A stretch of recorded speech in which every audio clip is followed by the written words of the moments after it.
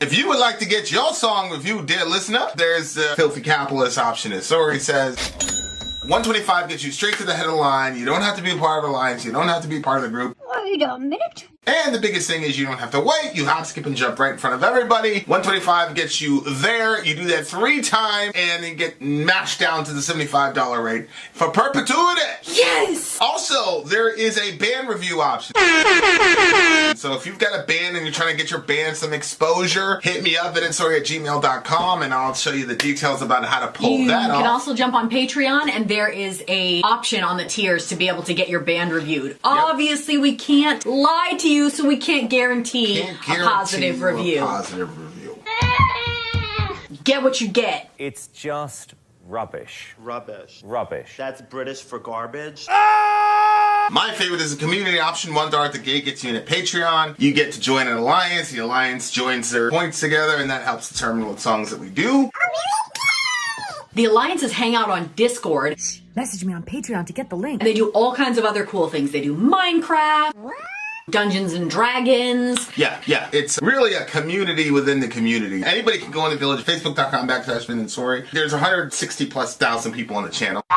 What's cool about the Discord is that it offers a real opportunity for community connection, friendship, that type of thing. And it's on Discord, so if you're not a Facebook person, it's for you. You start off at $1. Right. Plus you get exclusives. Sori and I are working on a song. So the first 15 seconds of that was on Patreon. Also, at $15 tier and above, when we actually debut the video, they're going to be there live with us. There you are, dear listener. Buy our merch.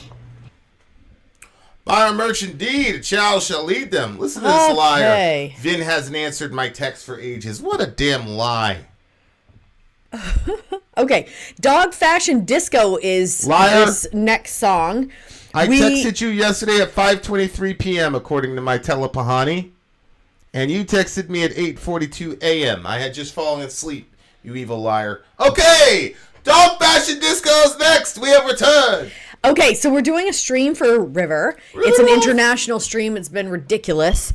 The last song on our list is a Dog Fashion Disco War Party. This is the only American band on this list, but I include it as America has to be part of the global community, I think, but in a less global police way. This was written fairly obviously as a criticism of warmongering in general, but was obviously written with America in mind. Uh-oh. Okay. I wrote BTW channel, you liar. Okay. Having said that, dear listener, here we go. Dog Fashion Disco. Let's do it. Oh, look, it's in Cleveland.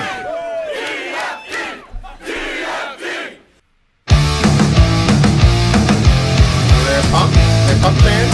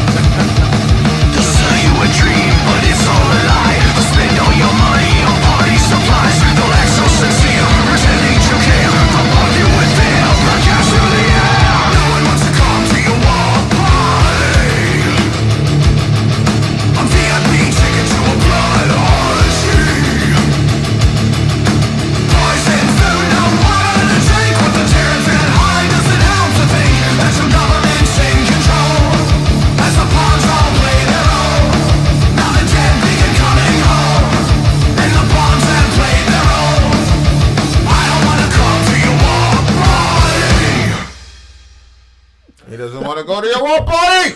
What a weird song.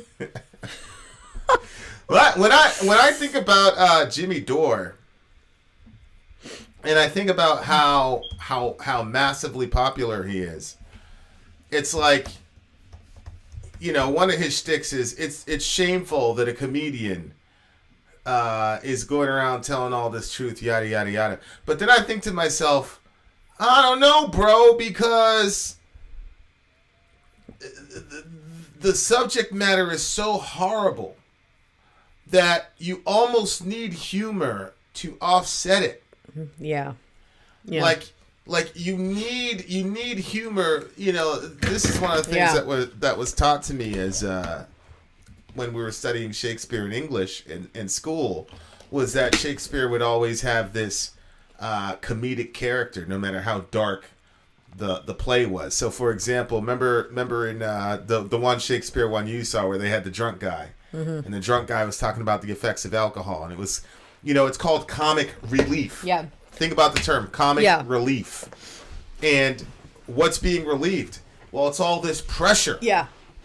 It's all the pressure, and obviously in Shakespeare it gets very dark. Hamlet, things like that. It's a very, very dark play, so you got to have the comic relief, and like when I was at my grandmother's a couple days ago, she was still in her home. She had passed away, and they were waiting for the funeral parlor to come and take her, and it was really sad, and you know, she had most of her kids there. Not all of them could be there, but most of her kids were there. And everybody was saying goodbye, and it was just, you felt like this, like such a heaviness. It was just so sad, and people were crying. And then when the funeral people got there and they took her away, that was just absolutely, like, to see somebody that you love get put into a bag and carted away is just a horrible, horrible feeling.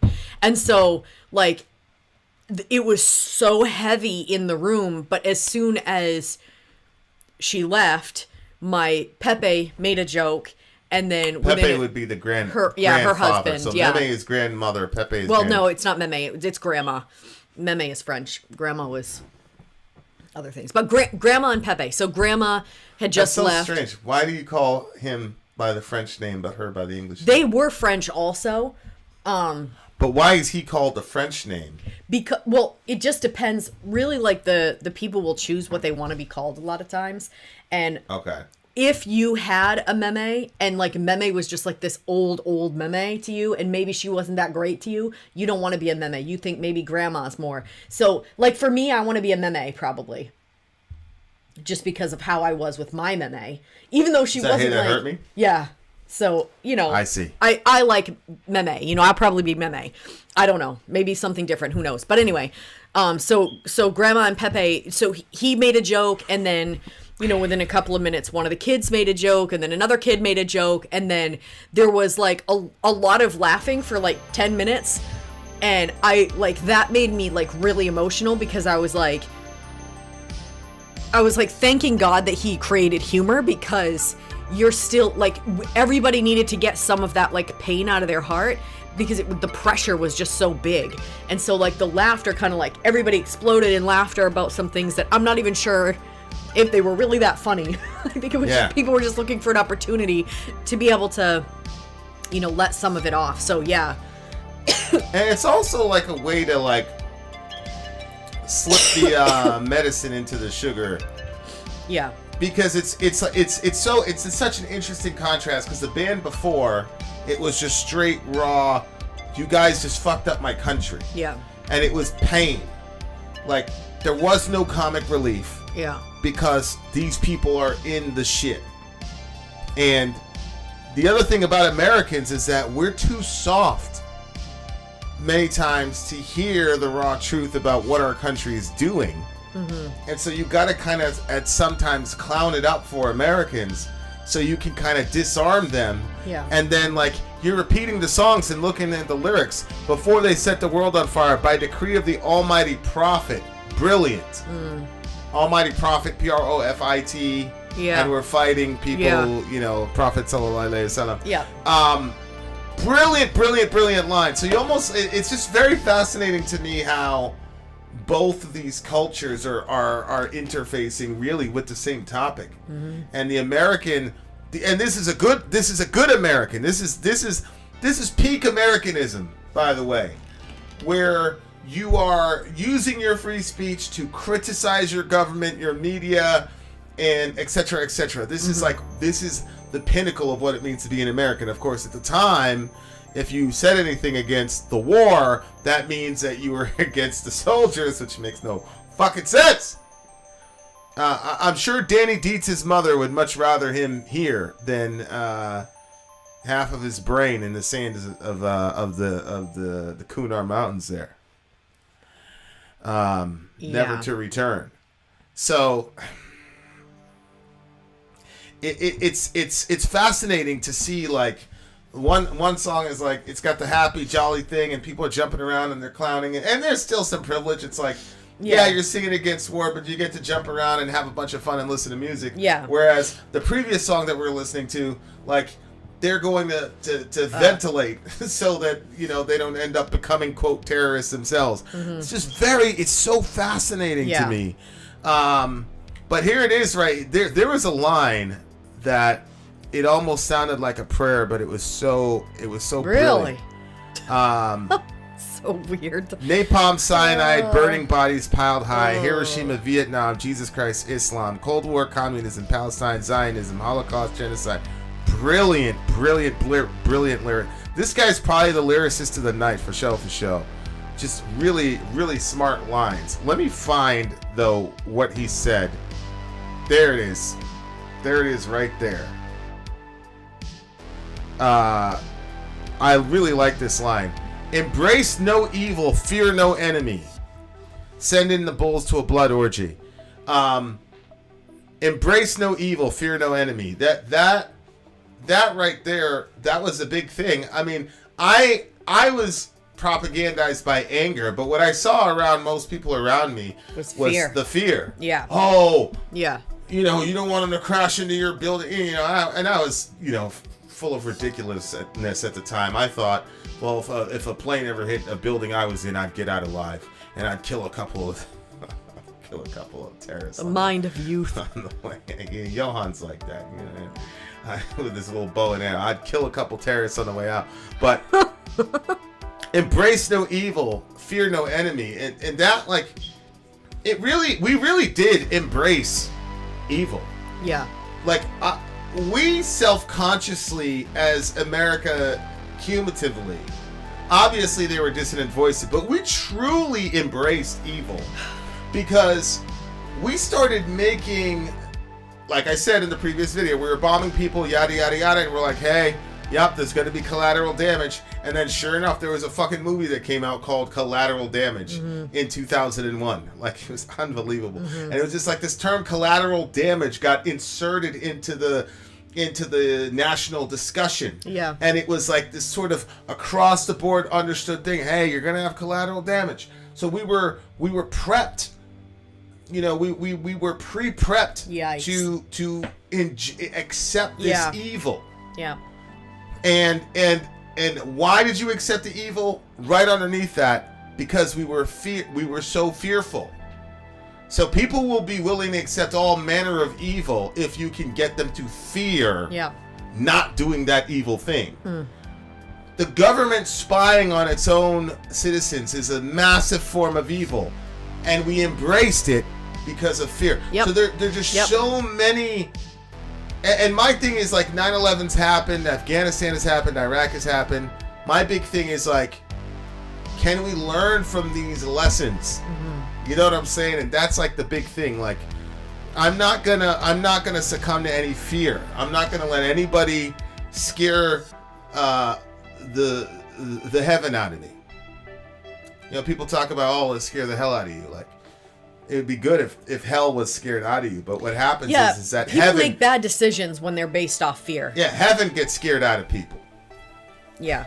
We've got all the tools to bring heaven down to earth, and then when these fearmongers show up, they scare the heaven right out of us, and then we start embracing all these hellscapes, and we're fine with it because we're so caught up in fear. Yeah. So, like, that was just a really, really good. I think the way they did this was absolutely brilliant because, you know, they didn't come at it like directly. They came at it kind of from an obtuse angle. Yeah. And they did it in such a way as to really get across a very important, weighty message. Mm-hmm. But at the same time, they did it so that it could be accessible to the audience it was intended for. Mm-hmm. Todd Smith's lyrics are always incredible. The Polka Dot Cadaver track he did a while back, one of the bands he's in, his writing is superb. That was the last song, for sure. For me, you know, I think that the topic is important, you know, like you said, but the style was just, I was not into the style at all. Yeah, you're not into like the funny, playful stuff. I love fun and playful, but that was like just weird to me. Oh, okay. Yeah. And then it was like even more weird because they had like those blow up dolls being thrown around. So that was weird. And then the one in the back, like the black one with the big, it was just very weird. And for some reason, like, I don't know if it's because we grew up so like sheltered and strict, but like when something like that is going on, it's very difficult for me to see everything else because I'm like, what is happening? And I feel slightly embarrassed about this. And, you know, it's just kind of weird. And then like sonically what they did with some of the instruments was again like that weird, bizarre, like, yeah. Okay, what'd you give the song? 6. What? And that's me being liberal, I think. And then Sori gets away with these horrible ratings, these terrible takes. I give the ratings proper. I give the bands the proper ratings they deserve. And then I say one thing about the Beatles. People go, you get away with absolute fucking murder. This was a 9.2, dear listener. What? It's a 9.2. Oh no. Sadie's here. Sorry, Sadie. It came in late. I'm sorry. We're going to have a commercial shot so you people will know when it's time for us to stream. Yep. Honestly, babe, if you put this song on and we were in a drive together, like there's a lot of songs. Some songs you play, I'm like, I'm into this. Then actually, there's a certain mood that you get into and every song you put on is a banger. Then there are other ones where I'm like, I'm not really a fan of this song, but I'll roll it. If you put this one on, I would ask you to turn it off. Like, you know how like with my stuff, like you don't like my music? This one would be, I'd be like, please shut that off. No, I really don't. Please I don't. No, I don't like a lot. You basically don't like any of my music. If you would incorporate that vocal style into our music, I think that we would actually have something really unique. Actually, I would love that if you did that. This? No, the vocal style of the music that you like. Oh, I can do that vocal style into our music. I think, really? I wonder how to do that. It would. It's the same probably principles. Pretty easy. Yeah, it's just meter, pace, and that vocal style. That's the vocal style I like. Yeah, if you wrote lyrics like that, did vocal styles like that, we would be the biggest band of all time. Interesting. Biggest well, band anyway, of all time. Thank you for the stream, River. Afreet was my favorite by far. That was the song of the night, the song of the year probably for me. Really, really, really liked them. Shout out to that band. Shout out to River for introducing us to that. I actually feel really like grateful to you for bringing that band to our stream, to our lives. He said that the next stream is a Todd Smith night. Todd Smith is a singer of that Yes, band. I know. Yeah, but you said he's very different track to track, so unless you want 3, 3, 3, 3.